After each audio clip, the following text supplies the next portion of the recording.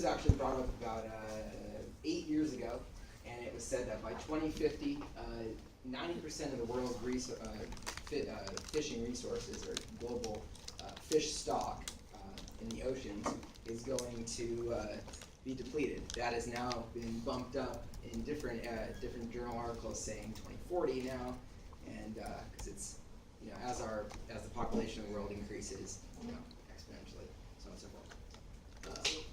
So the definition of overfishing is kind of explanatory. We want to get formal about it. It's the overharvesting of fish stock, or in simple terms, it's basically fishing faster than the fish can repopulate themselves.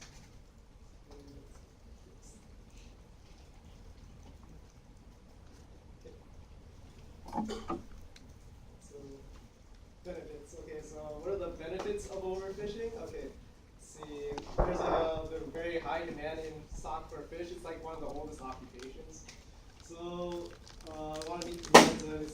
It's a global resource as well. So many societies, communities rely on fish. So one of the benefits of that is they're able to supply it to meet that demand.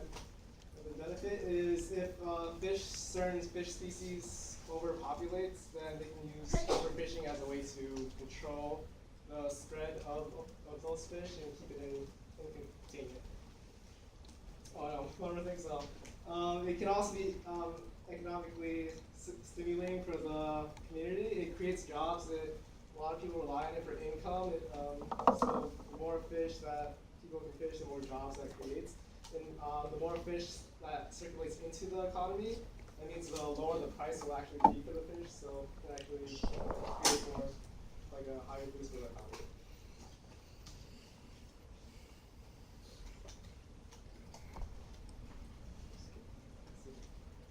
The drawbacks and dangers.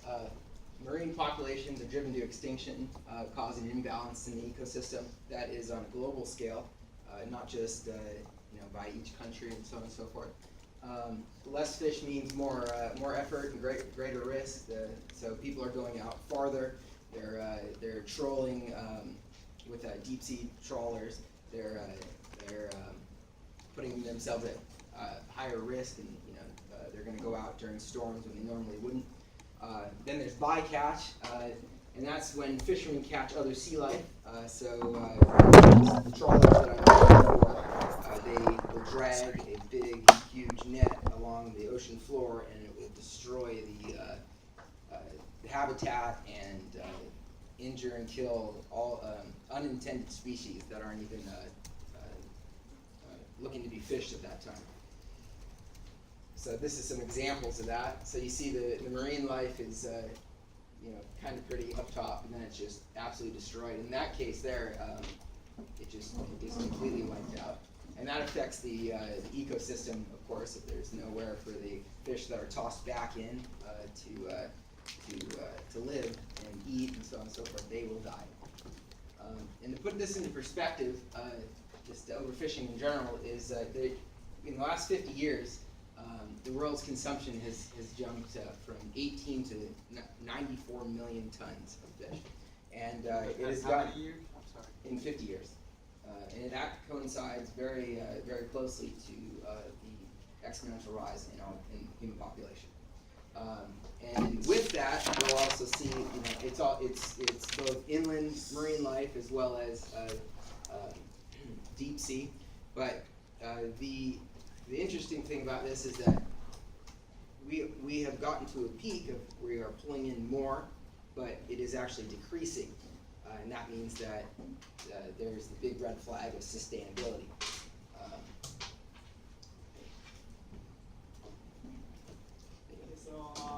What encourages overfishing? See, so open access. So fishing is a common property good. So it means that no one has any property over the fish until they claim it. So that means you have more of an incentive to actually catch more fish because no one has any property over it. And the more fish you catch, the greater the profit. So it's rational to get as much fish as possible, so you get more profit based on the individual. And based on the technology, as Paul said, there's trawling. It's better to catch in bulk for the same amount of effort. So why would you want to catch less fish when you catch more with the same effort? If you have a bigger vessel, bigger nets, it makes more sense. heavily dependent on fish. They want to keep it reliant. They use it for many resources too. It's one of the main resources in many economies and communities. See, for our specific examples, we use one for the squishy situation that it shows how the overfishing affects the ecosystem. The tail tooth fisheries shows how the systems, implementation of the systems. And for the sharks, it shows the actual damage of the actual fish that's overfished.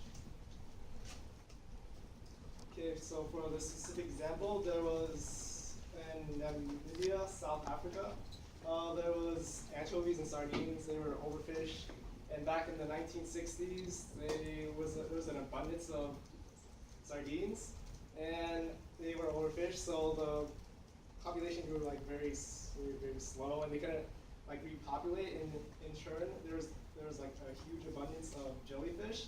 And what they found out was that the sardines kept the jellyfish contained from overpopulating. They're the main competitors for their food source of plankton, as well as they also ate the jellyfish eggs. And after that, the jellyfish like overpopulated the waters and it became very dangerous for anyone to go in.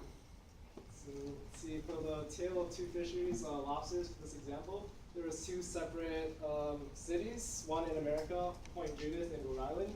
They use the fish quota system. It means like basically they set a cap on how many fish you can catch per year. And what this did, instead of like reducing the amount of fish people caught, they all like rushed to catch that limit instead. So all these like fishermen just basically rushed to get as many fish as possible for the other fishermen. And what that did was like really depleted the fish as well. And in turn, so they would have to go farther, set more traps, use more effort, and it become a lot more dangerous. Also, as well as get less profit because you just get that many fish that quick. It oversaturates the market and lowers the price. And for the other one in Port Lincoln in Australia, they use the individual transferable quota system, which each person has their own quota, how much lobsters they can catch, and that's the only way they can actually catch lobsters. Other people, it's a high barrier to entry. That means other people can't easily catch lobsters. Only those people with those quotas can. And the only way to catch lobsters is to get those ITQs from people, from those fishermen, which you can either buy it from them or wait for them to retire and trade it with them somehow. And in turn from that, they set the ITQs with other scientists so that the lobsters don't grow too scarce, and in turn that made the lobsters grow plentiful, bigger, and closer to the shore. So they used less effort, the lobsters grew bigger, and they got more profit. It also showed that they had most millionaires per capita in the southern hemisphere. So one of the things that actually work. So this is something that I've always been not actually interested in, but kind of appalled by.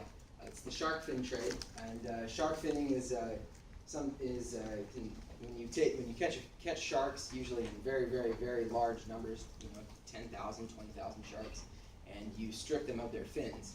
And a lot of times, in order to save time and effort and space, they will cut the fins off of the sharks and just toss them back in the ocean. And what will happen is they will sink to the bottom and suffocate, die, be eaten, so on and so forth. It's very inhumane treatment. It's been increasing since 1997 because of the purported healing properties and the restaurants serving it as a delicacy. And we actually have a clip here.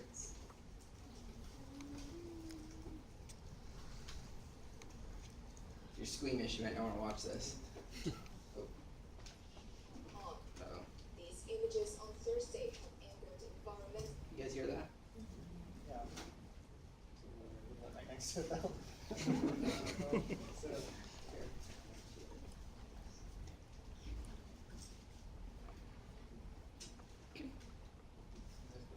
Scientists.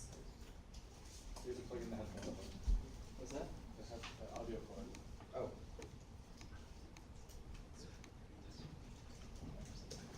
One activist who site estimated there were 15 to 20,000 shark fins being processed. They used to dry the fins out on the street. A lot of the public, there's a big public outcry. Tourism doesn't look good when tourists are coming to town, seeing all these dead sharks on the street. They've obviously decided to try and hide their ugly game, and they went up to the roofs. Shark fins are a delicacy in Chinese cooking, but animal rights activists say the way they're obtained is inhumane. Videos of fishermen removing fins from freshly caught sharks and throwing the fish back in the water have sparked outrage. It's led to calls to ban shark fins, but the practice is still legal in Hong Kong, minus a few protected species. This trader says, though, it's not as bad as people think. That's just what foreigners think. If they've taken the shark meat, why can't the shark fins be used too? You've killed the shark anyway. Some say the sharks are thrown back in the sea after their fins are cut off. I don't think this is true. There just happens to be some video of people throwing them back. Sharks live longer than most fish and reproduce very slowly. This longer breeding cycle makes them vulnerable to extinction. It's more the global impact on the ocean's ecosystems. And by taking out an apex predator like the sharks, then obviously the snowball effect down the ecosystems will be unprecedented. Hong Kong is one of the biggest producers of shark fins. While local demand is decreasing, demand in the mainland is growing. Shark fin can cost as little as $50 a pound and as much as a few thousand. So that gives a really, really good synopsis of the shark fin trade as a whole. What's very interesting is that the places where they are collected and dried out and so on, as they said, it is being the demand is decreasing, but for the places that aren't immediately next to it or know about the trade specifically, they continue to consume. So the economic impact in 2007, they estimated the global value of the shark fin trade was 500 million to 1.2 billion. And then they're one of the most expensive seafood products, and I actually found out that it's more like 600 per kilogram as opposed to 400 that I have here. And then the wildlife impact is 75 to 100 million sharks are killed yearly for their fins. And that is mostly out to sea, where you saw them just tossing them back. So to finish up here, it's basically to the plate. Everybody can read that good. Okay. So ways to regulate overfishing. I showed the two examples of the lobsters earlier. One used the fish quota system, which limits the amount of fish it can catch per year, and it was a little less productive than the ITQs or the individual categorical quotas, because it limits the amount of people that can actually catch fish. Also, ITQs collaborate with scientists more to set the limit, while fishing quotas usually try to satisfy the fishermen so they can get more votes politically and that kind of sense. And so for the encouraging by good behavior, they recognize companies and fisheries that support the sustainability of fish in the way like celebrities donate to charities, kind of how fisheries do that in the same sense, and then gain recognition and have more notoriety and brand. So how does it relate to class? Tragedy of the commons. The entire situation is a tragedy of the commons because, well, actually we'll get into that in a second. Then reinforcement for desired behavior. The desired behavior being the reduction of aggressive and destructive overfishing, and then record keeping used as a way of informing those involved, both consumers and producers or fishers, as well as to reduce undesirable behavior. So tragedy of the commons, I'll just add a little of what everyone already said. So let's see. So everyone acts rationally, but it's only in short term. If they cooperate, and they'll actually benefit long term, because if everyone catches the fish, they get the most profit today, but what about tomorrow? That means less fish, less profit. And if they actually cooperate with each other, catch a little less fish than yesterday, No, give us like a 5-second timer. Oh, okay, Okay. so quick, yeah. It's basically,